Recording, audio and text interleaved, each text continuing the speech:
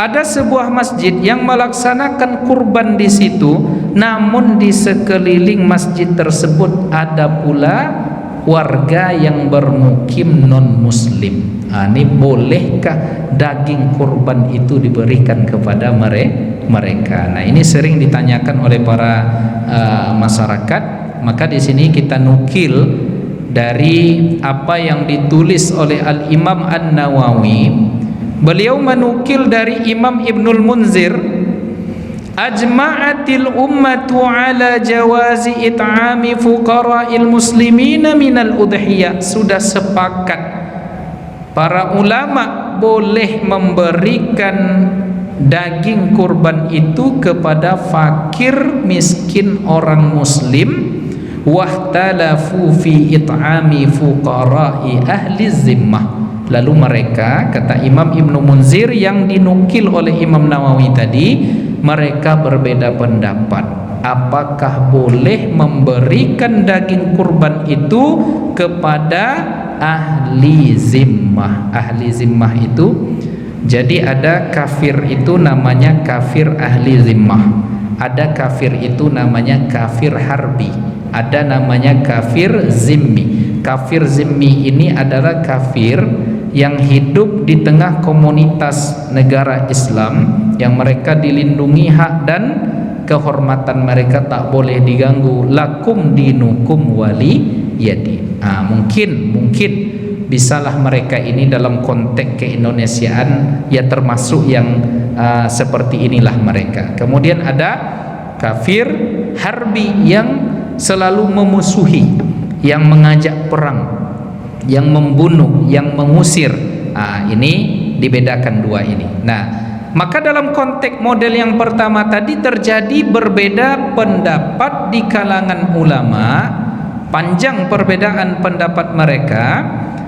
Tetapi menurut mazhab Syafi'i, memberi daging kurban kepada non muslim dalam artian ya boleh kepada kafir zimmi, dalam artian kepada non muslim, setelah dilacak oleh Al-Imam An-Nawawi dari berbagai dalil yang ada dan pendapat yang mendukung tentang itu, disimpulkan oleh Imam Nawawi yang menjadi pendapat resmi dalam mazhab Syafi'i, itu hukumnya diperbolehkan ya, selama kurbannya termasuk kurban sunnah. Jadi kalau misalnya 1 ekor kambing berkurban bapak misalnya, tapi kurbannya kurban nazar. Kurban nazar berarti wajib. Kalau kurban nazar tidak boleh non muslim yang memakan, bahkan si pekurban pun tidak boleh memakannya. Maka ini panitia nanti tolong diingat, jika dalam satu sapi itu 7 orang, ada 1 orang yang bernazar ya, dia ikut kurban itu karena nazarnya, maka tolong dipastikan si pekurban yang bernazar tadi tidak diambil daging yang akan dia makan dari sapi yang dia ikut kurban nazar tadi, tapi diambil dari yang lain.